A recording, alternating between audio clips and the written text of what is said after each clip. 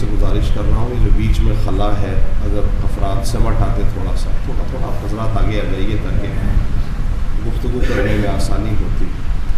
صلوات پڑھتے ہوئے آگے آ جائیے.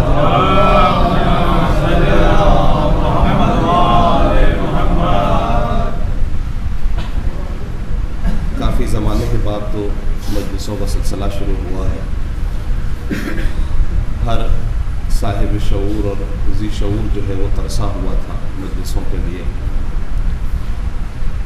سرکار ابا عبداللہ امام حسین علیہ السلام کے دہن مبارک سے نکلا ہوا ایک خوبصورت سا جملہ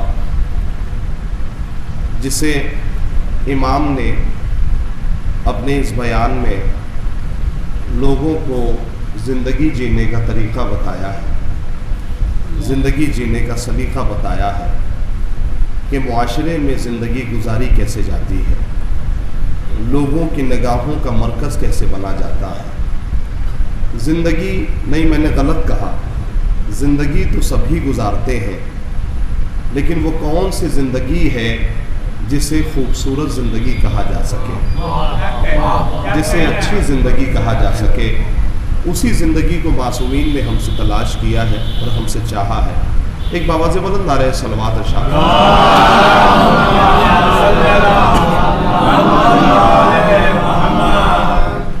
آج دن میں نے اسی حدیث مبارکہ کے ذیل میں ڈاکٹر صاحب اور یہ ہمارے برادر جو ہے وہ موجود تھے، اسی حدیث مبارکہ کے ذیل میں گفتگو تھی. تھوڑا سا میں چاہتا ہوں کہ اس بیان کو آپ کی تشنگی کو دور کرنے کے لیے رکھا جائے، ہاں لیکن مکمل نہ رکھا جائے. اور اس میں کچھ، چونکہ جو میں آپ کو سنانے جا رہا ہوں ہے پورے عشرے کا موضوع، لیکن ایک مجلس میں سناؤں گا اس وعدے کے ساتھ کہ انشاءاللہ آپ میرا ساتھ دیں گے، حوصلہ بڑھائیں گے. امام حسین نے دنیا والوں کو بتایا کہ دیکھو زندگی اچھی ہوتی کیسے ہے، زندگی خوبصورت بنتی کیسے ہے. مولا نے فرمایا کہ زندگی دو چیزوں کا نام ہے، ایک تو انسان کا عقیدہ مضبوط ہو، اور دوسرے یہ کہ اپنے ہی عقیدے کے ساتھ آخر لمحات تک جہاد کرتا رہے. آپ تھوڑی توجہ فرماتے جائیے گا، میں زیادہ وضاحت نہیں کروں گا، اگر وضاحت کرنے بیٹھ گیا تو بہت لمبی چوڑی جو ہے وہ مجلس ہو جائے گی، لہذا وضاحت نہیں کروں گا. اپنے ہی عقیدے کے ساتھ آخر لمحات تک جہاد کرتا رہے.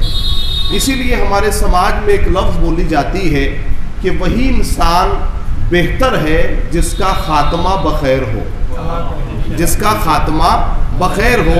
سماج میں وہی انسان جو ہے وہ اچھا مانا جاتا ہے. علماء اخلاق نے، اب یہ چیپٹر وہاں میں نے سنایا نہیں تھا، یہاں سے میں سنا رہا ہوں. علماء اخلاق نے بیان فرمایا کہ انسان کو جو چیزیں خوبصورت بناتی ہیں وہ 4 چیزیں ہیں. توجہ کے ساتھ سنیے گا. مرحوم کی زندگی کو جو مجھے ڈاکٹر صاحب نے بتایا، جتنا میں سمجھا ہوں وہ میں اپنی زبانی سنانا چاہتا ہوں. مولا نے فرمایا کہ جس وجود میں یہ 4 صفتیں ہوں گی وہ وجود کامل ہوگا، وہ انسان کامل کہلانے کے لائق ہوگا.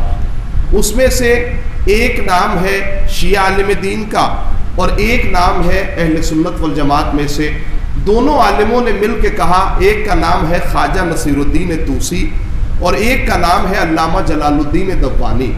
دونوں نے کہا کہ انسان کا وجود تب مکمل ہوتا ہے جب اس کے وجود میں 4 صفتیں آ جاتی ہیں. شورا کرام کے لیے بھی موضوع ہے, اس کے اندر توجہ سنیے گا.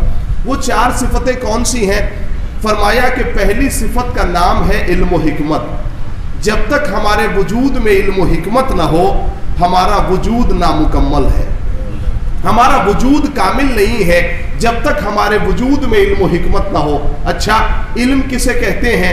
تو آئیے قرآن سے پوچھا جائے. قرآن نے کہا هل يستوي الذين يعلمون والذين لا يعلمون, کیا جاننے والے اور نہ جاننے والے دونوں برابر ہو سکتے ہیں؟ ایسا ہو ہی نہیں سکتا کہ جاننے والا اور نہ جاننے والا دونوں برابر ہو جائے. تو یہ تو قرآن نے جو ہے وہ فیصلہ کیا جاننے والوں کے حق میں. اب ذرا سا حدیث میں سن لیجئے, نبی نے ارشاد فرمایا اطلب العلم ولو بالسین, علم حاصل کرو چاہے تمہیں چین ہی تک کا سفر کیوں نہ طے کرنا پڑے.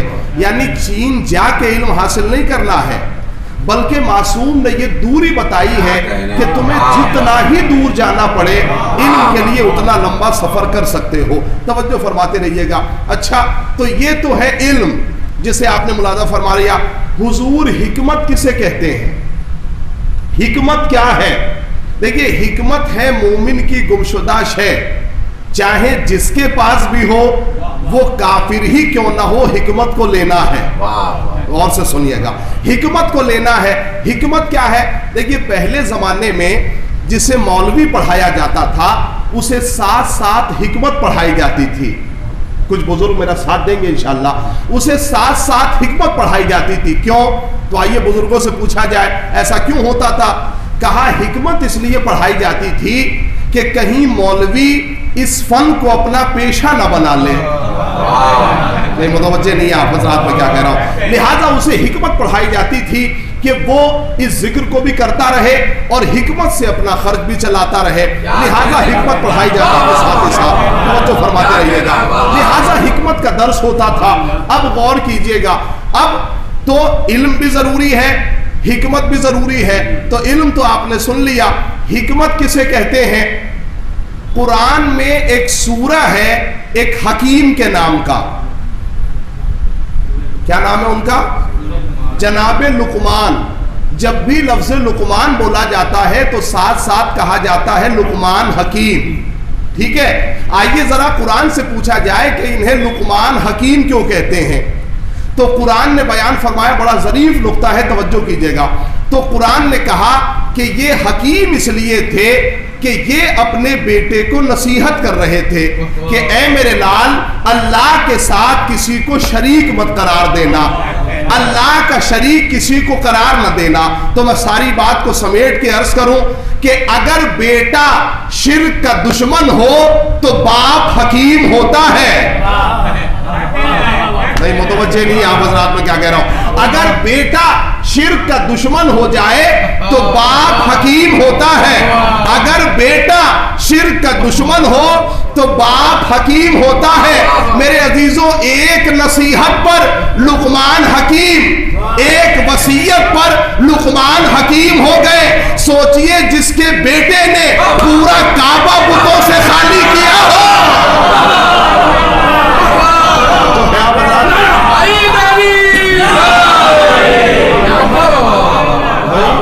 جس کے بیٹے نے پورا کعبہ بتوں سے خالی کر دیا ہو, اس کا باپ کیا حکیم امت نہ ہوگا؟ اس کا باپ کیا حکیم امت کہلانے کے لائق نہیں ہے؟ میرے عزیزوں, آج میں ایک کتاب کا حوالہ آپ کی خدمت میں دینے جا رہا ہوں, جو کتاب ہندوستان میں نہیں چھپی. کتاب چھپی ہے سعودی عرب سے, حاکم نیشاپوری کی لکھی ہوئی کتاب ہے. حوالہ سنیے گا توجہ کے ساتھ. حاکم نیشاپوری نے آج سے 11 سال پہلے نیٹ کی دنیا پہ ایک کتاب جو ہے وہ ڈالی. اب جتنے نوجوان ہیں نیٹ کی دنیا پہ جا کے دیکھیں گے اس کتاب کو. کتاب کا نام ہے حضرت علی کی جنگوں کا نقشہ. ٹھیک ہے, حاکم نیشاپوری کی روایت ہے. میں نے جیسے ہی کتاب کو کھولا تو میں نے کتاب کے پہلے ہی صفحے پر مقدمہ ہوتا ہے نا, تو میں نے مقدمے کو پڑھا. مقدمے میں میرے مطلب کی بات نکل آئی تو میں نے سوچا کہ پہلے جا کے اسے پبلک میں پڑھ دوں, اس کے بعد جا کے پوری کتاب پڑھوں گا. اب وہ مقدمے کا جملہ سنیے, بڑا لطیف جملہ ہے. حاکم نیشاپوری نے مقدمے میں یہ جملہ لکھا नाम है हजरत अली की जंगों का नक्शा, किताब का नाम है। मुकदमे पे लिखा कि ना अव्वलीन में कोई पैदा हुआ ना आखिरीन में कोई पैदा हुआ, अली ऐने जौफ़े काबा में पैदा हुए। कहा? जो पढ़े लिखे लोग हैं वो जानते हैं जौफ किसे कहते हैं। जौफ कहते हैं बीचों बीच को, यानी सेंटर। आप बात किसकी कर रहा हूं? हाकिम नैशापुरी की। ना अव्वलीन में कोई पैदा हुआ ना आखिरीन में कोई पैदा हुआ, अली ऐने जौफ़े काबा में। मैं कहूंगा हाकिम नैशापुरी, भाई यही बात तो हम 1400 साल से समझा रहे हैं कि काबे से काबे वालों का शजरा मिलाओ। मैं कह रहा हूं, मैं ज्यादा वजाहत आपकी खिदमत में करूंगा ही नहीं, भाई ये मजलिस सुनने वाला मजमा है। काबे से काबे वालों का शजरा मिलाओ, हमारा अव्वल भी यही आया था, हमारा आखिर भी यही आएगा।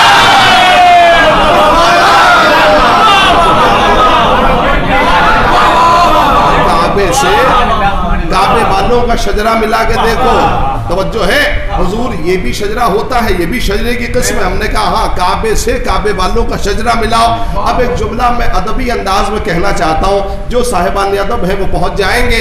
काबे से काबे वालों का शजरा मिलाओ, हमारा अव्वल भी यही आया था, हमारा आखिर भी यही आएगा। अगर आपको यकीन न आए तो इंतजार करके देखो। समझिएगा, एक नारे सलवात पढ़ दे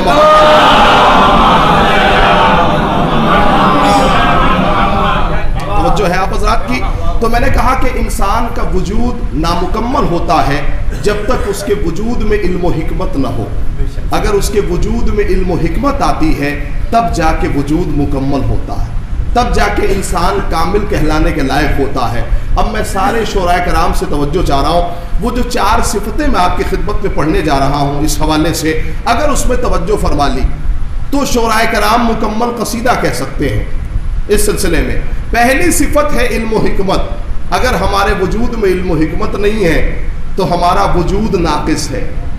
यही वजह है, शायद आपने तवज्जो नहीं फरमाई, यही वजह है कि आज पूरी दुनिया में इस कौम को जो पहचाना जाता है वो इल्मी लिहाज से पहचाना जाता है, इल्मी एतबार से पहचाना जाता है।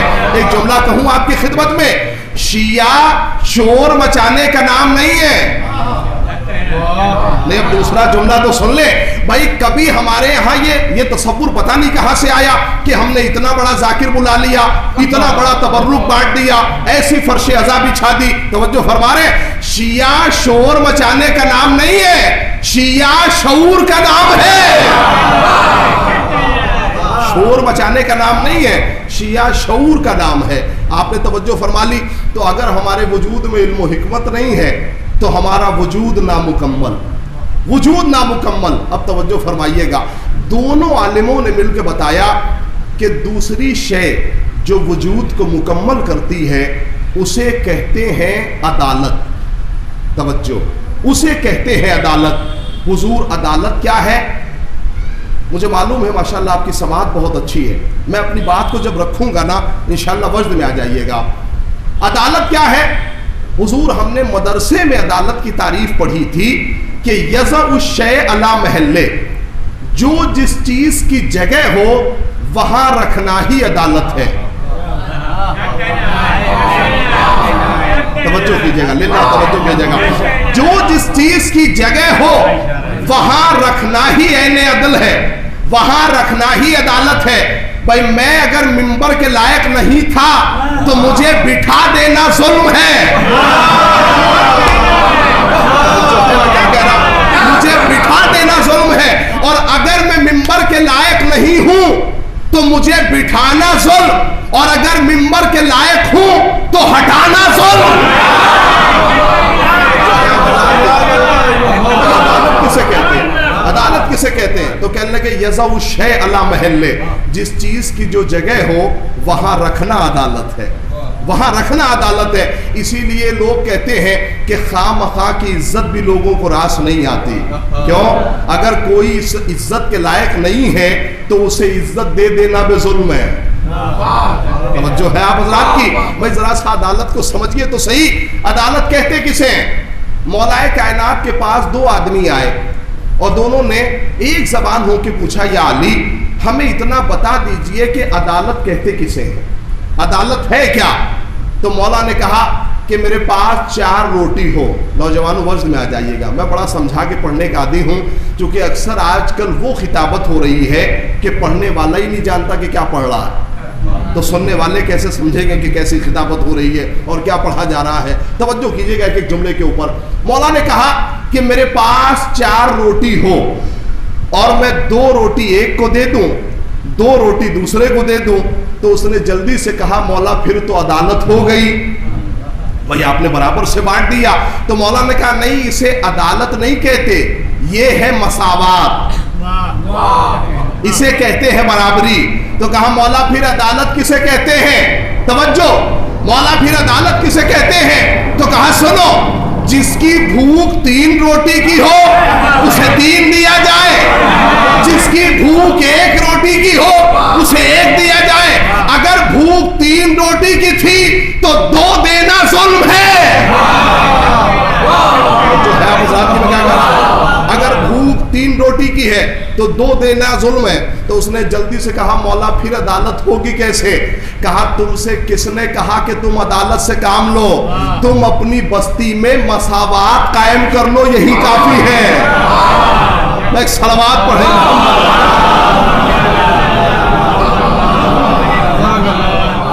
توجہ ہے، اس منزل کو اور آسان کیجئے گا۔ تو جو صفتیں انسان کے وجود کو مکمل کرتی ہیں، میں نے کتنی پڑھی آپ کی خدمت میں؟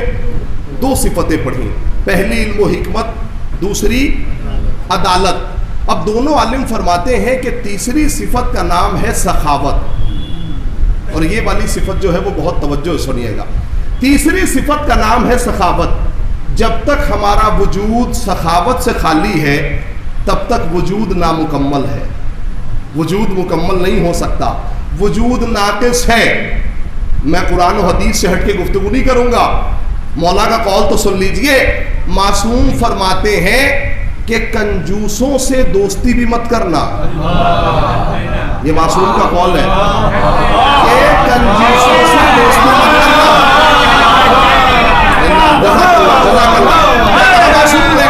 معصوم نے کہا کہ کنجوسوں سے دوستی مت کرنا۔ مولا وجہ تو بتا دیجئے کیوں نہ کروں؟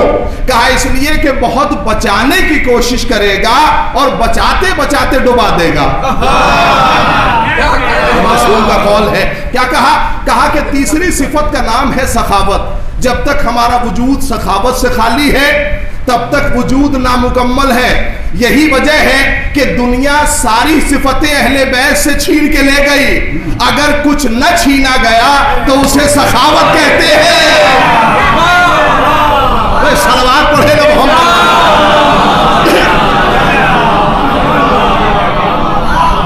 اگر کچھ نہ چھینا گیا تو اسے سخاوت کہتے ہیں۔ اب ذرا سا میں بزرگوں کی خاص داد چاہتا ہوں اس جملے کے اوپر۔ سخاوت کہتے کسے ہیں؟ نبی کی رکاب میں ایک صحابی جنگ کر رہا تھا، جنگ کرتے کرتے اس کی تلوار ایک کافر پہ چلنے والی تھی۔ جیسے ہی تلوار چلنے والی تھی کہ نبی نے کہا اسے مت مارو۔ کہا یا نبی اللہ یہ کافر ہے۔ کہا کافر ہو تو ہو سخی ہے۔ اللہ جملہ تو سنیے، کہا کافر ہو تو ہو سخی ہے۔ کہا سنو سخاوت کا مرتبہ بتا رہا ہوں، اگر کوئی کافر، کیونکہ کافر کا مقام ہے جنت نہیں دوزخ، بھائی جائے گا دوزخ میں، کافر کہاں جائے گا؟ جنت میں نہیں جائے گا، جائے گا دوزخ میں۔ لیکن اگر سخی ہے تو اللہ جہنم میں بھی اس کے سر پہ ایک شیڈ ڈال دے گا، جہنم کی آگ اسے جلا نہیں پائے گی۔ یہ معصوم کا جملہ ہے، جہنم کی آگ اسے جلا نہیں پائے گی۔ تو آپ نے سخاوت سن لی، اب ایک جملے میں چوتھی صفت سن لیجئے تاکہ اس سلسلے کی بات مکمل ہو۔ معصوم نے فرمایا کہ چوتھی صفت جو وجود کو مکمل کرتی ہے اسے کہتے ہیں شجاعت، اسے کہتے ہیں شجاعت۔ یعنی اگر وجود میں شجاعت نہیں ہے تو انسان نامکمل، انسان مکمل نہیں ہو سکتا اگر وجود میں شجاعت نہیں ہے۔ نہیں حدیث تو سن لیجئے، اب تک آپ قرآن و حدیث سنتے چلے آئے ہیں۔ معصوم نے فرمایا، پیغمبر اکرم نے ارشاد فرمایا इन्नल्लाह युहिब्बु शुजाआ वलौ काना बिक़त्लिल हय्या, अल्लाह शजाअत को इतना पसंद करता है कि अगर कोई सांप के मारने से भी सजा हो तो खुदा को पसंद है। लिल्लाह समझ जाइएगा, जुमला है बड़ा ऊंचा। क्या कहा? अगर कोई सांप के मारने से भी सजा हो तो अल्लाह को पसंद है। भाई रिवायत में नबी ने जो लफ्ज रखी है वो सांप को मारने की रखी है। अल्लाह समझने की कोशिश कीजिएगा। रिवायत में जो लफ्ज नबी ने रखी है वो कहा जो सांप के मारने से भी सजा हो, यानी नबी के कौल के मुताबिक सांप को मार के सजा होना है, सांप को देख के रोना नहीं है। सलावत पढ़े ना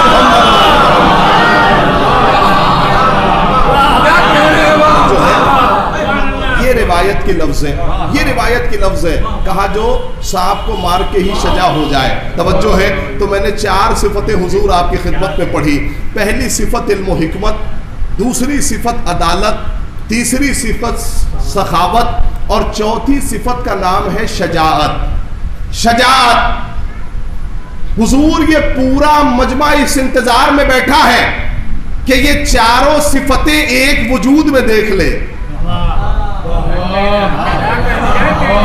ये चारों सिफतें एक वजूद में देख ले। मैं नहीं दिखाऊंगा, ये चारों सिफतें नबी दिखाएंगे।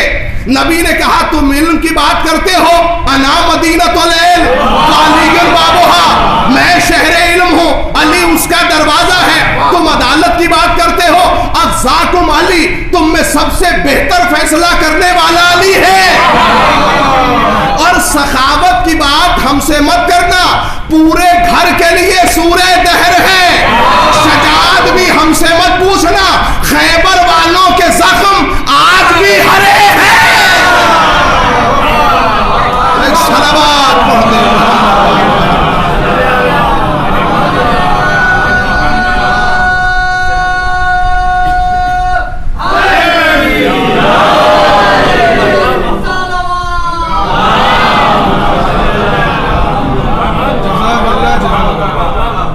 है आप हज़रात की। तो क्या कहा नबी के इस कौल के मुताबिक? नबी ने कितनी चीज़ें बताई? कहने लगे अगर ये 4 सिफतें वजूद में ना हो तो इंसान का वजूद नामुकम्मल है, इंसान का वजूद कामिल नहीं है। आप मेरे अजीज़ों शजाअत के हवाले से सुनते चले आ रहे हैं। अब एक जुमला फिर कुरान का सुनिए शजाअत के हवाले से। कुरान कह रहा है लक़द काना लकुम आयतुन फी फ़ियतैन इल्तक़ता। अल्लाह ने कहा कि 2 गुरोह आपस में लड़े, 2 गुरोह आपस में दरगीर हुए। एक काफिरों का गुरोह था और एक मोमिनों का गुरोह था। अल्लाह कह रहा है जो मोमिन लोग थे ना उनके पास मेरी निशानी थी। तवज्जो सुनिएगा, उनके पास मेरी निशानी थी। निशानी क्या है ये भी कुरान ने बताया। क्या निशानी है? यरौनहुम मिसलैहिम रायल ऐन, जो मोमिन थे ना उनके पास मेरी निशानी ये थी कि वो थे तो कम लेकिन दिखाई दे रहे थे ज्यादा। कुरान का जुमला है मेरे अजीजों, मेरे घर की बात नहीं है। कुरान कह रहा है कि जो मोमिन अफराद हैं उनका कमाल ये है कि वो बेचारे थे तो कम लेकिन दिखाई दे रहे थे ज्यादा। तो अब अगर कोई पूछे ना कि मोमिन कहते किसे हैं, मोमिन होता कैसे है, तो उसे पलट के बताइएगा कि मोमिन के वजूद में बरकत होती है। मेरा जुमला सुनिए, मोमिन के वजूद में बरकत होती है। वो होता कम है लेकिन दिखता ज्यादा है, नजर ज्यादा आता है। हुजूर देखिए बच्चे तब तक नहीं समझेंगे जब तक मिसाल ना आ जाए, जब तक कुरानी मिसाल ना दे दे। अच्छा आप मोमिनों की मिसाल देखना चाहते हैं कि ईमान कहते किसे हैं? अल्लाह ने कहा सुनो, अगर तुम अल्लाह वालों को तलाश करना चाह रहे हो, मोमिनों को तलाश करना चाह रहे हो तो जंगे बद्र को देखो। इस्लाम की पहली जंग है ना। मुसलमान कितने? 313। जज़ाकल्लाह माशाल्लाह। मुसलमान है 313, काफिरों का हजारों का लश्कर। मुसलमान 313, और ये इस्लाम की पहली जंग है जिसमें मुसलमान जीते हैं। ये 313, उधर हजारों का लश्कर। भाई मैं इस बात को समझाऊं कैसे भादी में कि ये 313 अल्लाह वाले हैं? तवज्जो कीजिएगा, मैं इस बात को समझाऊं कैसे ये 313 अल्लाह वाले हैं? देखिए दो ही तरीका है, या तो ये मानो कि 313 में हर एक से ज्यादा था। भाई उधर 1000 है, इधर 313 है। जुमला सुनिएगा तवज्जो के साथ। कहा मैं कैसे समझाऊं? कहा दो ही तरीका है, या तो ये मानो कि 313 में हर एक से ज्यादा था, जुमला बहुत भारी रखने जा रहा हूं, या तो ये मानो 313 में हर एक से ज्यादा था, और अगर ये नहीं मानते तो फिर ये मानो कि कोई एक ऐसा था जो हर जगह मौजूद था।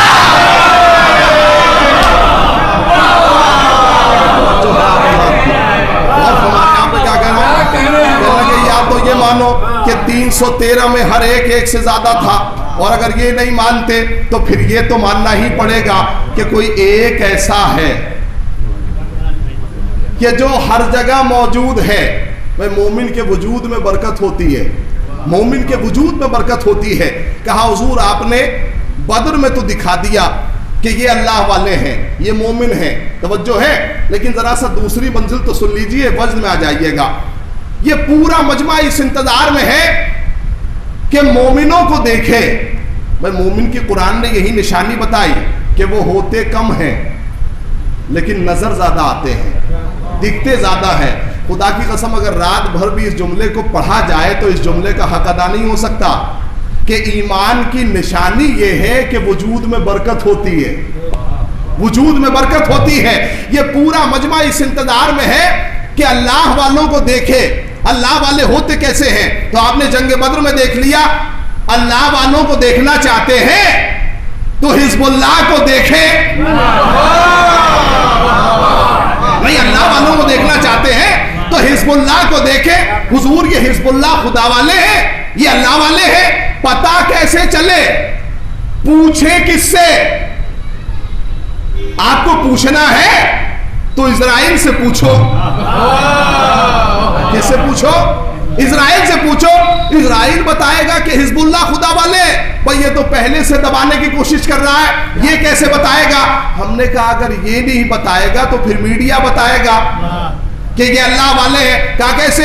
कहा वो दौर याद करो कि जब इजराइल ने कहा था कि हम 13 दिन के अंदर लेबनान पे कब्जा कर लेंगे, ये भी नेट की दुनिया पे मौजूद है, हम 13 दिन के अंदर हिजबुल्लाह को शिकस्त दे देंगे, हम 13 दिन के अंदर लेबनान पे कब्जा कर लेंगे। हुजूर 13 दिन नहीं 3 महीना लड़े, 3 महीना लड़े, और जब हार के वापस आए, नहीं मैंने इतना अदब वाला जुमला कैसे इस्तेमाल कर दिया, हार के वापस नहीं आए, मुंह की खा के वापस आए। भाई साहबाने अदब बैठे हुए हैं, तवज्जो सुनिएगा। कहा मुंह की खा के वापस आए। तो एक मर्तबा देखिए मीडिया का अपना मिजाज होता है, हर आदमी से अलग एतबार का इंटरव्यू लिया जाता है, तवज्जो है आप हज़रात की।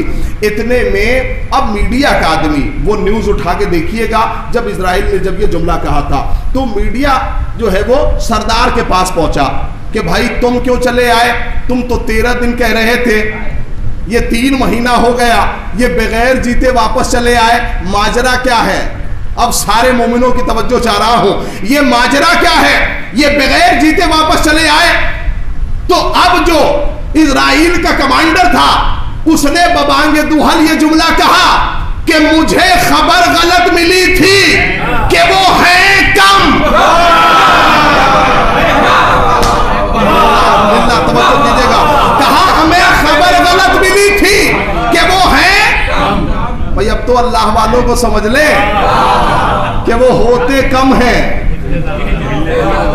जज़ाकल्लाह, वो दिखते ज्यादा है। तो अब एक मर्तबा जैसे ही कमांडर से पूछा तो कमांडर निकल गया। अब फौज से पूछने लगे कि भाई तुम क्यों चले आए?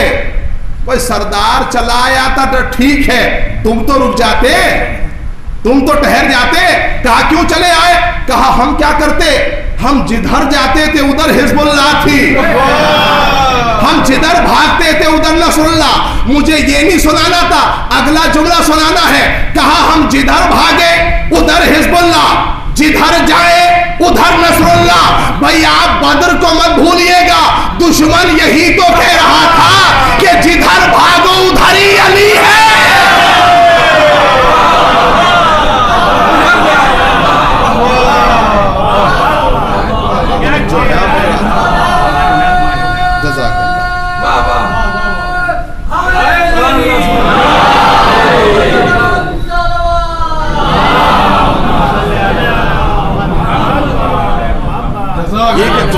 सुनिएगा, कहा हम क्या करें, हम जिधर भागते थे उधर हिजबुल्लाह, जिधर जाए उधर नसरुल्लाह।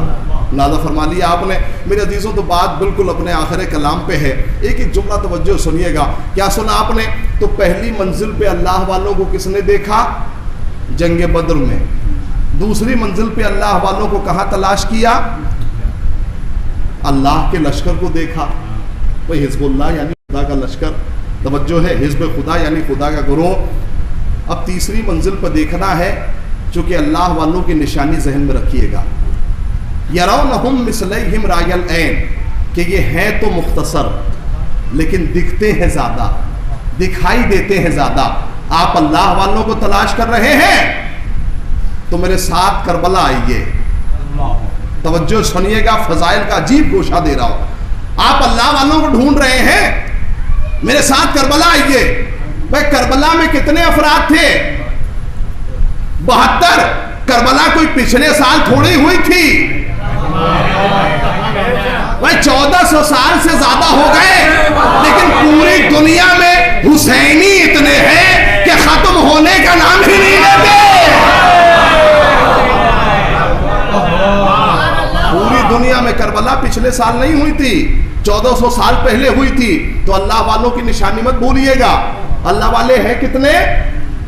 बहुत कम, लेकिन दिखते कितने हैं? बहुत ज्यादा। बड़ी मोहब्बत से आप समाअत कर रहे हैं। इस जुमले को और सुनिए।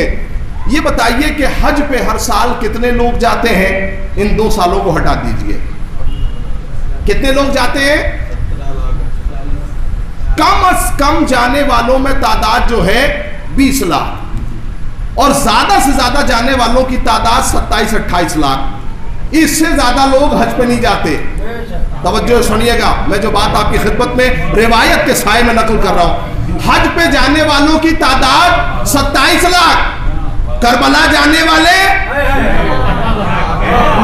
मैं मुआवजा नहीं कर रहा हूं, खुदा ने खास्ता, करबला जाने वाले करोड़ों में। आइए जरा सा हम करबला जाने वालों से पूछें, भाई तुम करबला क्या करने आए हो? हज पे जाओ ना, सारी बरकत वाली चीजें तो हज में है। नहीं फरमाई, सारी बरकत वाली चीजें तो हज में है।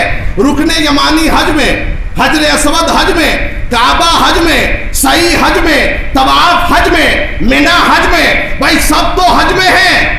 तुम करबला क्या करने आए हो? तो अब जरा सा जाहिरों का जवाब सुनिए।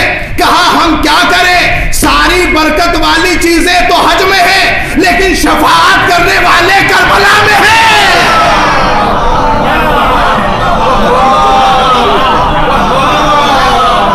कहा सारी बरकत वाली चीजें हज में है, लेकिन शफाअत करने वाले करबला में है। भाई रिवायत का जुमला तो सुन लीजिए, शफाअत करने वाले करबला में है। कैसे? कैसे करबला में है? कहा इसलिए ये अब जियारत का जुमला है कि अल्लाह हाजियों पे नजर रहमत करने से पहले करबला के जायरों पे नजर रहमत करता है। ये रिवायत का जुमला है। हाजियों पे नजर रहमत करने से पहले करबला के जायरों पे नजर रहमत करता है। मुहर्रम करीब है, और इस मुहर्रम में मैं एक अजीब तोहफा आप हजरात की खिदमत में देने जा रहा हूँ। मेरे अजीजों, कैसे मनाया जाए, कैसे किया जाए, तवज्जो सुनिएगा, कैसे किया जाए। अब तो माशाल्लाह मुहर्रमी लिबास आ गया। आप मार्केट में जाइए तो वो कहता है कि मुहर्रम का कपड़ा चाहिए, मुहर्रम का लिबास आ गया। बात गलत नहीं है, वो कह रहा तो सही कह रहा है कि मुहर्रम का लिबास है। मेरे अजीजों, हमने क्यों कहा? इसलिए कि भाई अगर हमने आदत न दिलाई होती अगर हमने मार्केट में जाके ना पूछा होता कि भाई मुहर्रमी कपड़ा आया है कि नहीं आया, और सिर्फ मुहर्रमी लिबास नहीं आया, हर तारीख का अलग कपड़ा, हर तारीख का अलग, ये अलग किस्म का लिबास, पहली तारीख का अलग, दूसरी तारीख का अलग, 7वीं तारीख का अलग। तवज्जो फरमा रहे हैं मेरे अजीजों, जुमला सुनिए और अपनी डायरी में नोट करके जाइएगा। मुहर्रम लिबास तब्दील करने का नाम नहीं है, मुहर्रम किरदार तब्दील करने का नाम है। मुहर्रम में लिबास तब्दील नहीं होते, मुहर्रम में किरदार तब्दील होता है, किरदार बदलता है। कैसे बदलता है? शब आशूर का खुतबा इमाम हुसैन का किरदार कैसे तब्दील होता है, एक एक जुमला तवज्जो सुनिएगा। शब आशूर इमाम हुसैन इरशाद फरमा रहे हैं, क्या कहा मौला ने? अकरम तना बिन नबुवा। तवज्जो से एक एक जुमला सुनिएगा। अकरम तना बिन नबुवा, मैं अल्लाह का शुक्र अदा कर रहा हूं कि उसने नबूवत के जरिए से मुझे इज्जत दी। गौर से सुनिएगा, नबूवत के जरिए से मुझे इज्जत दी। इमाम हुसैन ने इज्जत का सबब किसे बताया? नबूवत को। यानी इमाम बताना ये चाहते हैं कि जब तक सबब रहता है इज्जत रहती है। नहीं, तवज्जो नहीं फरमाए। सबब खत्म हो जाए तो इज्जत का भी जनाजा उठ जाता है। भाई अगर किसी की समाज में पैसे की वजह से इज्जत है तो जब तक पैसा है इज्जत है, जिस दिन खत्म हो गया इज्जत भी खत्म हो जाएगी। अगर किसी की ओहदे की वजह से इज्जत है तो जब तक ओहदा है इज्जत है, जिस दिन ओहदा खत्म हो जाएगा इज्जत भी खत्म हो जाएगी। भाई मैं गवर्नमेंट सर्विस में हूं, मान लीजिए, मानने में क्या जाता है, मैं गवर्नमेंट सर्विस में हूं, अल्लाह ने मुझे रेड लाइट गाड़ी से नवाजा हुआ है। मैं जब ट्रैफिक में निकलता हूं तो मेरी इज्जत की खातिर ट्रैफिक हटाया जाता है। पता चला मैं ओहदे से माजूल हो गया, हटा दिया गया, पता चला मैं खुद ही ट्रैफिक में फंसा हूं। क्यों? कहा मैंने इज्जत का सबब गलत बना लिया। नहीं, तवज्जो मेरे अजीजों, आखिरी जुमला है, मैंने इज्जत का सबब गलत बना लिया। जब तक सबब है इज्जत है, सबब खत्म इज्जत भी खत्म हो जाएगी। इमाम हुसैन क्या कह रहे हैं? मैं अल्लाह का शुक्र अदा कर रहा हूं कि उसने नबूवत के जरिए से इज्जत दी। तवज्जो तवज्जो तवज्जो, उसने नबूवत के जरिए से इज्जत दी, नबूवत के जरिए से मुझे सरबलंद किया। भाई आपने अभी ईशा में मुसलमानों ने अजान कही है ना, आप अजान किस तरह कहते हैं? अशहदु अन्ना मुहम्मद रसूलुल्लाह। तर्जुमा क्या करते हैं? मोहम्मद अल्लाह के रसूल थे। अगर ये तर्जुमा कर दिया कि मोहम्मद अल्लाह के रसूल थे तो ईमान रोशन नहीं, मुतवज्जे नहीं आप हज़रात। अगर ये तर्जुमा कर दिया कि मोहम्मद अल्लाह के रसूल थे तो ईमान रोशन। तर्जुमा ये करना है कि मोहम्मद अल्लाह के रसूल हैं।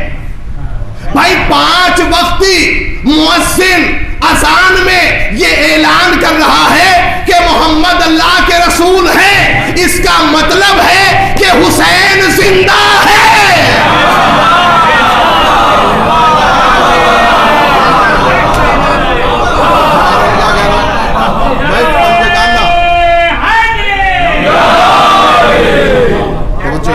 की क्या? चूंकि इमाम हुसैन ये कह रहे हैं मुझे नबूवत के जरिए से अल्लाह ने इज्जत दी, मुझे नबूवत के जरिए से अल्लाह ने इज्जत जो है वो अता फरमाई। तो जब तक नबूवत है तब तक हुसैन बाकी है, तब तक इज्जत है। यहाँ तक आपने बड़ी खूबसूरती से सुन लिया। एक जुमला और सुनिए इस सिलसिले का। मौला फरमाते हैं अकरम तना बिन नबुवा, मुझे अल्लाह ने नबूवत के जरिए से इज्जत दी। मैंने कहा कि हुजूर मैं मसाइब के सिलसिले से फ़ज़ाइल का गोशा निकाल के लाया हूँ। अब इमाम हुसैन ने जुमला और कहा, अल्लम तनल कुरान, मैं खुदा की तारीफ कर रहा हूँ कि उसने मुझे कुरान पढ़ाया। तवज्जो, उसने मुझे कुरान पढ़ाया। किसने? अल्लाह ने। देखिए जैसा पढ़ाने वाला होता है ना वैसा ही पढ़ने वाला होता है। देखिए दिल लगा के सुनिएगा, मजलिस तमाम हो जाएगी जल्दी, ठीक है? जैसा पढ़ाने वाला वैसा ही पढ़ने वाला। आपके बच्चे ने 9th पास कर लिया, आप हाई स्कूल का ट्यूशन उसके पास कराएंगे जो 8वां पास हो, हैं? या फिर एक क्लास ऊपर देखेंगे कम से कम 12वीं का स्टूडेंट हो तभी तो पढ़ाएगा 10वीं क्लास को। तवज्जो है, इमाम हुसैन क्या कह रहे हैं, मैं खुदा का शुक्र अदा कर रहा हूं कि उसने मुझे कुरान पढ़ाया। डॉक्टर साहब, जैसा पढ़ाने वाला होता है वैसा ही पढ़ने वाला होता है। भाई अल्लाह ने हुसैन को ऐसा कुरान पढ़ा दिया, अल्लाह ने हुसैन को ऐसा कुरान सिखा दिया कि सर नौ के नेज़ा पे था फिर भी तिलावत हो रही थी।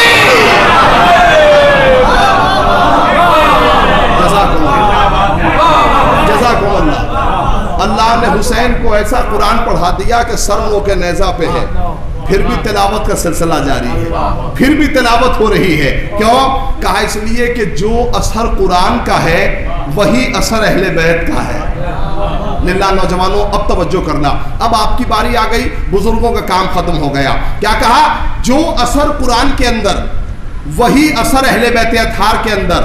तवज्जो है, और सिर्फ असर में बराबर नहीं है, बल्कि जो बरकत कुरान के अंदर है वही बरकत अहले बैत अत्हार के अंदर है। असर क्या है? तवज्जो सुनिएगा, अल्लाह कह रहा है कुरान में कि हमने कुरान को शिफा और रहमत बना के नाजिल किया। अगर मोमिन कुरान पढ़ेगा तो फायदे में है, काफिर कुरान पढ़ेगा तो नुकसान में है। नहीं, तवज्जो नहीं फरमाई। ए मेरे अल्लाह, हम तो पहले से ही बदनाम है कि हमारे यहाँ 40 पारे का कुरान होता है। अब ये और सिलसिला बढ़ा दिया कि मोमिन कुरान पढ़ेगा तो अलग फायदा है, काफिर कुरान पढ़ेगा तो वो नुकसान में है। भाई अगर आयत एक है तो असर अलग कैसे है? लिल्लाह, मजलिस तमाम होने वाली है। क्या कहा? भाई अगर आयत एक है तो फिर असर अलग कैसे है? भाई जिस आयत का असर मोमिन पे हो रहा है उसी आयत का असर काफिर पे होना चाहिए। फिर ये आयत का असर बदल कैसे गया? तो कहने लगे हुजूर, बारिश का पानी होता है, जितना मोमिन के आंगन में बरसेगा उतना ही काफिर के आंगन में बरसेगा। तो कहा नहीं, ये वाली मिसाल मत दीजिए। कहा फिर कौन सी मिसाल दे? कहा वो वाली दीजिए जिसे बच्चे न समझ पाए, बुजुर्ग ही समझे। वो कौन सी मिसाल है? कहने लगे हर पानी बराबर नहीं होता। आबे नैसा जब बरसता है तो इस पानी की खासियत ये होती है कि सांप के मुंह में जाता है तो जहर बना देता है, सीप के मुंह में जाता है तो गुहर बना देता है। लिल्लाह लिल्लाह, कहाँ सो रहे हैं आप? तवज्जो नहीं फरमाए। सांप के मुंह में जाए तो जहर बना दे, सीप के मुंह में जाए तो गुहर बना दे। भाई कुरान का असर जितना मोमिन पे है उतना ही काफिर पे होना चाहिए। क्या लगे? नहीं, कुरान मोमिन पढ़ेगा तो फायदे में, काफिर पढ़ेगा तो नुकसान में। तो अगर कुरान का ये असर है तो फिर अहले बैत का क्या असर है? भाई ये भी तो मिसले कुरान है। तो जब कुरान का ये असर कि मोमिन पढ़े तो फायदा, काफिर पढ़े तो नुकसान, तो अहले बैत का क्या असर है? आखिरी फर्क तक तवज्जो, अहले बैत का क्या असर है? कहा सुनो, अगर खून हुसैन खाक पर गिर जाए तो खाके शिफा। क्या कह रहा हूं? कहा अगर खून हुसैन खाक पर गिर जाए तो खाके शिफा, और यही खून हुसैन इब्ने जियाद के पैरों पर गिर जाए तो फख्र बना देता है।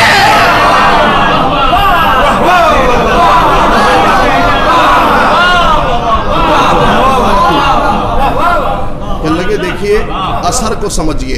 कुरान का असर अगर मोमिन पढ़ेगा तो फायदे में है और जालिम पढ़ेगा तो नुकसान में है। तवज्जो फरमा रहे मेरे अजीजों, मोमिन पे असर कैसे होता है? कहने लगे इसलिए कि हम मुंसलिक ऐसी शख्सियतों से हैं कि जो उन पे असर होता है वही थोड़ा थोड़ा हम पे असर होता है। मैं एक रिवायत जो मुहर्रम में तकरीबन पढ़ी जाती है, आखिर कलाम में ये रिवायत आपको सुनाने जा रहा हूँ। अबू समामा सैदावी की एक रिवायत पढ़ी जाती है। अब जब मुहर्रम पहली तारीख से 10 तारीख के अंदर ये रिवायत पढ़ दी जाती है कि अबू समामा सैदावी ने रोज़े आशूर इमाम हुसैन से ये कहा, क्या कहा? कि मौला वक्त नमाज आ गया है, लिहाजा नमाज अदा कर ली जाए। تو امام حسین نے جیسے ہی ابو ثمامہ سیداوی نے امام حسین کو یاد دلایا تو مولا نے کیا کہا کہ تمہارا شمار نماز ادا کرنے والوں میں اللہ کرے کہ تم نے مجھے نماز یاد دلائی. یہی تو روایت پڑھی جاتی ہے ہمارے یہاں. نوجوانوں توجہ سننا, آج ایک تحفہ آپ کی خدمت میں لکھ کے جا رہا ہوں. کیا کہا کہ تم نے مجھے نماز یاد دلائی, اللہ تمہیں جزائے خیر دے. یہ روایت کا جملہ ہے. میں آج ممبر سے اس روایت کو صحیح کرنا چاہتا ہوں, اور جو صاحبان ادب ہے میرا ساتھ دیں گے انشاءاللہ. دیکھیے, کسی بھی آیت کا ترجمہ کرنے سے پہلے, کسی بھی روایت کا ترجمہ کرنے سے پہلے شان امامت کو ذہن میں رکھو. متوجہ نہیں آپ حضرات, مقصد امامت کو ذہن میں رکھو, شان امامت کو ذہن میں رکھ کے ترجمہ کرو. بھائی ابو ثمامہ سیداوی حسین سے کہہ رہے ہیں کہ مولا وقت نماز آ گیا. نہیں متوجہ نہیں آپ حضرات, ابو ثمامہ سیداوی حسین سے کہہ رہے مولا وقت نماز آ گیا, اور حسین ابن علی دعا دے رہے ہیں. بھائی ابو ثمامہ سیداوی کی جرأت کہ حسین کو نماز یاد دلائے, توجہ نہیں فرمائی آپ نے. ابو ثمامہ سیداوی کی جرأت کہ حسین کو نماز یاد دلائے. بھائی ہم اسے امام مانتے ہی نہیں جو بھول جائے. ہم اسے امام مانتے ہی نہیں جو بھول جائے. جملہ سنبھالیے گا, وزن سنبھالیے گا. ہم 1400 سال سے اسی فخر پہ تو زندہ ہیں کہ ہم نے بھولنے والوں کو امام نہیں بنایا.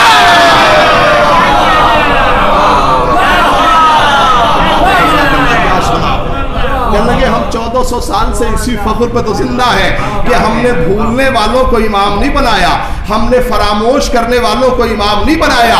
ہم نے تو مقدر سے اسے امام بنایا ہے جو ہمیں زندگی میں ہی یاد نہیں کرتا, مرنے کے بعد بھی قبر میں شانہ ہلا کے پوچھا جائے گا کہ تیرا مولا کون ہے. صلوات پڑھے نا محمد والا.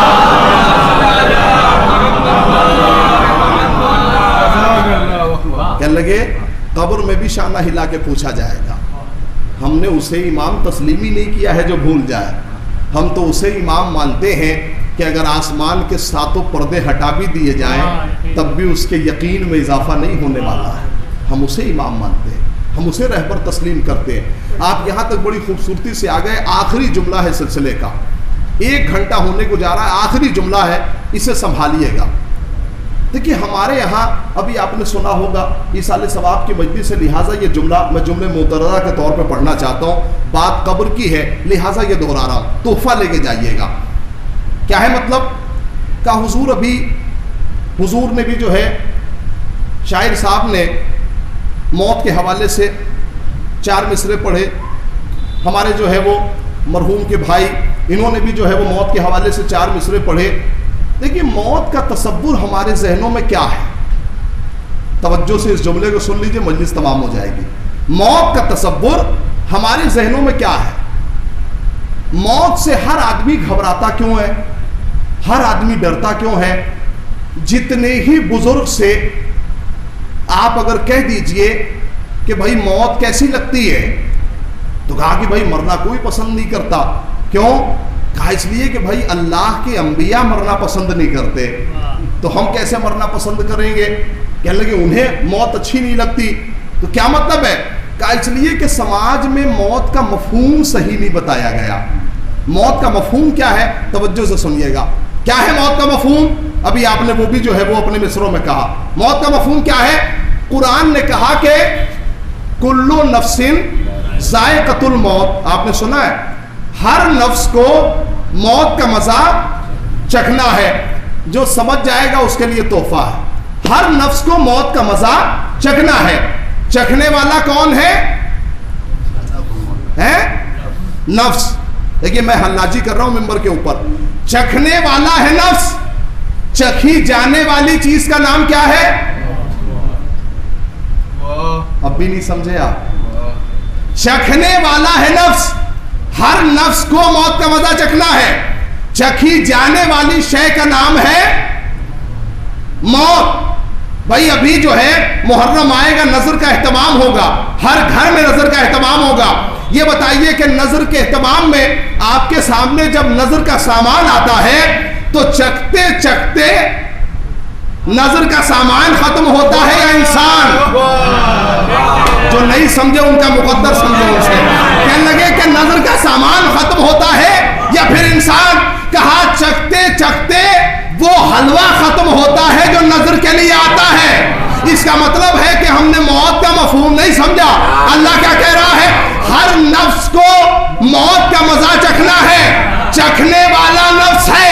چکھی جانے والی شے کا نام موت ہے. جو ہے آپ بتاتی میں کیا کہہ رہا ہوں؟ چکھی جانے والی شے کا نام موت ہے. تو کس نے کہا کہ موت ہمیں آتی ہے؟ بھائی ہم موت کو چکھتے ہیں. جو ہے آپ بتاتی موت ہمیں نہیں چکھتی، ہم موت کو چکھتے ہیں. کیا کہا؟ اسی لیے تو میرے عزیزوں امام حسین نے جب جناب علی اکبر سے پوچھا تھا کہ بیٹا تم موت کو کیسا پا رہے ہو، تو کہا بابا موت پہ چاہے میں جا پڑوں یا موت مجھ پہ آ پڑے مجھے کیا فرق پڑتا ہے جب میں نے حق و باطل کو پہچان لیا. تو اب چاہے موت مجھ پہ آ پڑے یا پھر میں موت پہ جا پڑوں مجھے فرق نہیں پڑتا. تو میرے عزیزو اللہ کیا کہہ رہا ہے؟ کل نفس ذائقۃ الموت. ہر نفس کو موت کا مزہ چکھنا ہے. چکھی جانے والی شے کا نام ہے موت. چکھنے والا ہے انسان.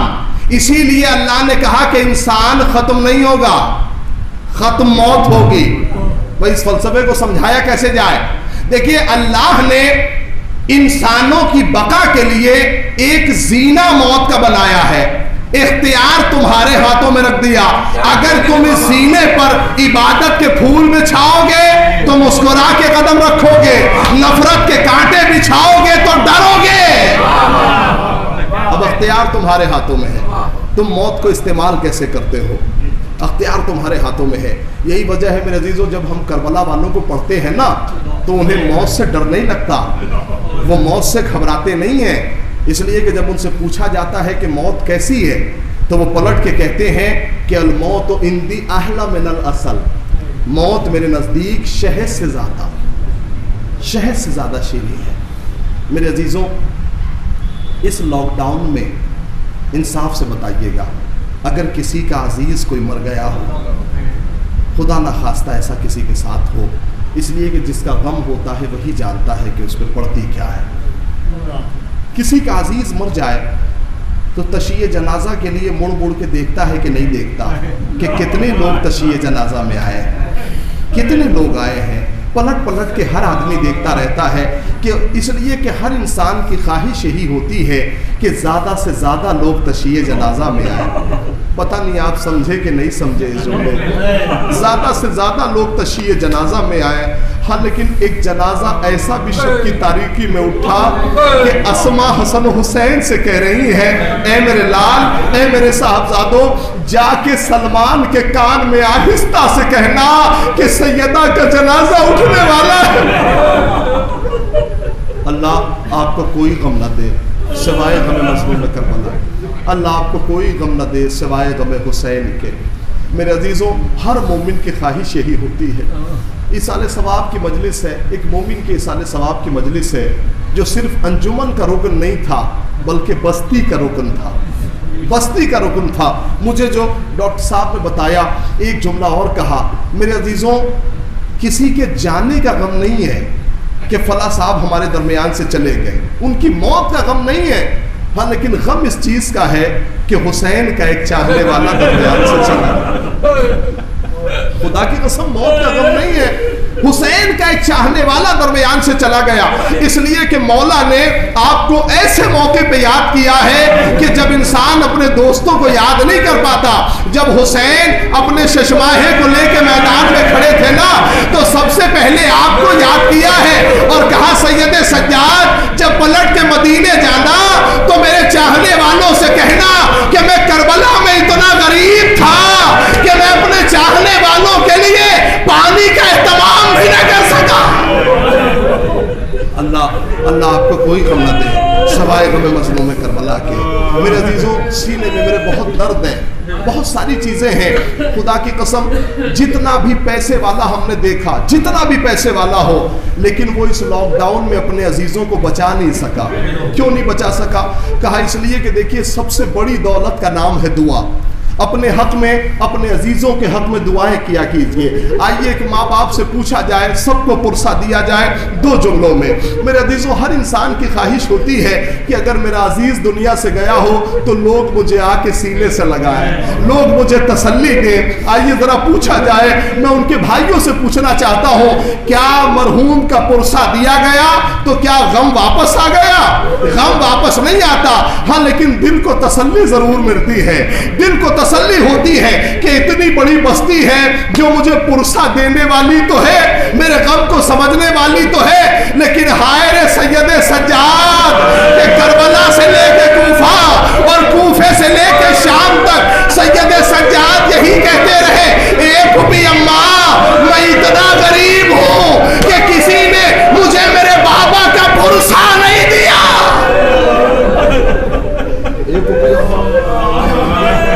میں اتنا غریب ہوں کہ کسی نے میرے بابا کا مجھے پرسہ نہیں دیا، کسی نے پرسہ نہیں دیا۔ میرے عزیزوں یہی وجہ ہے کہ جب سید سجاد نے بابا کے چہرے کو دیکھا، نہیں میں چہرے کی بات کیا کروں، جب تپتی ہوئی زمین پہ حسین کا بدن دیکھا تو یہی کہا، بابا مجھے معاف کر دینا، میں ایسی غربت اٹھا کے جا رہا ہوں کہ بابا میرے ہاتھوں میں ہتکڑیاں ہیں، بابا میرے پیروں میں بیڑیاں ہیں، اے بابا میں آپ کو غسل و کفن بھی دے نہیں سکتا۔ میرے عزیزوں ایک جملہ اور رہ گیا ہے اس سلسلے کا، توجہ کے ساتھ سن لیں، زحمت میں نے تمام کر دی۔ میرے عزیزوں ہم اور آپ کتنا روئیں گے، کتنا ماتم کریں گے، جتنا بھی رو لیں سید سجاد کا مقابلہ نہیں کر سکتے، سید سجاد کا مقابلہ نہیں کر سکتے۔ ایک ایک جملے پہ کئی کئی سال سید سجاد روتے رہے ہیں۔ مجلس تمام ہو گئی، جو مولا کا چاہنے والا ہے وہ دو قطرہ آنسو ضرور بہا کے جائے گا۔ ایک ایک جملے پہ 25 سال تک روتے رہے۔ سید سجاد یہی پوچھتے تھے، اتنا بتاؤ کہ تمہارے یہاں جانوروں کو کیسے ذبح کیا جاتا ہے، کیسے ذبح کیا جاتا ہے؟ تو پلٹ کے لوگ یہی کہتے تھے کہ گردن کی 4 رگیں کاٹی جاتی ہیں اور انتظار کیا جاتا ہے کہ جسم ٹھنڈا پڑ جائے تب سر و تن میں جدائی کرے۔ سید سجاد کربلا کا رخ کرتے تھے، اے بابا ارے جانوروں سے بدتر آپ کو ذبح کیا گیا، شبر نے اتنا بھی لحاظ نہ کیا، سر و تن میں جدائی کر دی، اتنا بھی لحاظ کہ جسم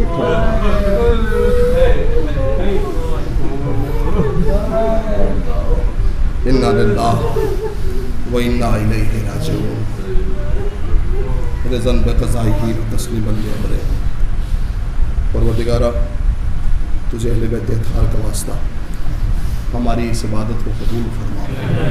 میرے اللہ بیمار کربلا کا واسطہ جتنے بھی پریشان حال ہیں ان کی پریشانیوں کو دور فرما۔ میرے عزیزوں اکثر بزرگوں نے دعاؤں کے لیے کہا ہے، اور خصوصی طور پر دعائیں تبھی قبول ہوتی ہیں جب آپ ذکر مولا میں مصائب اہل بیت اطہار میں 2 قطرہ آنسو بہا لیں۔ میں نے جو جملہ آپ کی خدمت میں کہا تھا کہ بڑا سے بڑا پیسے والا اپنے عزیزوں کو بچا نہیں پایا۔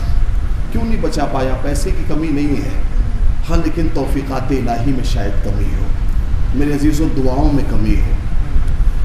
ایک بات اس موقع پر جب محرم قریب ہے، میں ایک جملہ اپنے تمام چاہنے والوں سے، سننے والوں سے کہنا چاہتا ہوں۔ ایک ہنر ہمارے ہندوستان کی عورتوں میں یہ ہے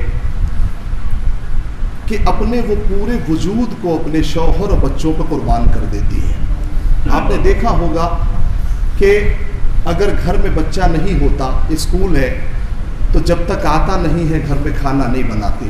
شوہر اگر آفس گیا ہوا ہے تو انتظار کرتی رہتی ہے کہ شوہر آ جائے تب کھانا بنائیں گے۔ کیوں؟ اس لیے کہ ان کا سارا وجود اس لیے ہے کہ ان کے شوہر پہ قربان ہو، ان کے بچوں پہ قربان ہو۔ اس میں سے کتنے افراد زیارت پہ گئے ہیں؟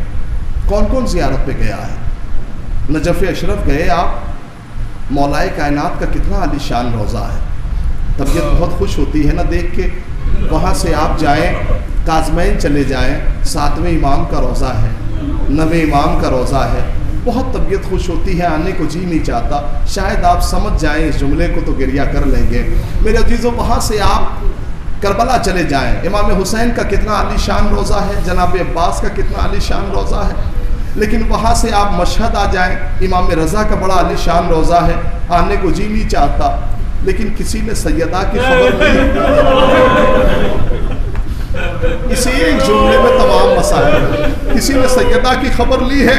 میرے عزیزوں, سیدہ نے اپنے وجود کو اتنا اپنے بچوں پہ قربان کر دیا کہ سارے بچوں کے مزار عالی شان, شوہر کا مزار عالی شان, لیکن بی بی کی ایسی ٹوٹی ہوئی قبر ہے کہ ایک چراغ جلانے والا بھی نہیں ملتا. میرے عزیزوں, آئیے اس مجلس میں خاص طور سے دعا کی جائے جسے سیدہ نے پہلو ٹوٹتے وقت سب سے پہلے بلایا تھا کہ کوئی میرے بیٹے مہدی کو خبر کر دیتا, میری کیفیت دیکھ کے, میری حالت دیکھ کے. میرے عزیزوں, آئیے دعا کی جائے, پروردگار تجھے اہل بیت اطہار کا واسطہ امام زمانہ کے ظہور میں تاجیل فرما. اے میرے اللہ, مصائب تمام ہو گئے, اپنے حق میں دعا کیجئے گا ان مصائب کے ذریعے سے. پروردگار, اس لاک ڈاؤن میں اکثر نوجوانوں کی جاب چلی گئی, اکثر لوگ بے یار و مددگار ہو گئے. پروردگار تجھے اہل بیت اطہار کا واسطہ کہ ان نوجوانوں کی رزق و روزی میں برکت عنایت فرما. اے میرے اللہ, جو پریشان حال ہے ان کی پریشانیوں کو دور فرما. پروردگار, جو بے اولاد ہے انہیں اولاد کی دولت سے مالا مال فرما. اور خصوصی دعا آخر میں مرحوم کے لیے یہ ہے, پروردگار انہیں جوار معصومین میں جگہ عنایت فرما. اے میرے اللہ, آخر میں تمام مومنین سے گزارش ہے کہ ایک مرتبہ سورہ الحمد اور 3 بار سورہ اخلاص کی تلاوت فرما کے عالم رضا ابن وحید الحسن مرحوم کے ارواح کو اشارہ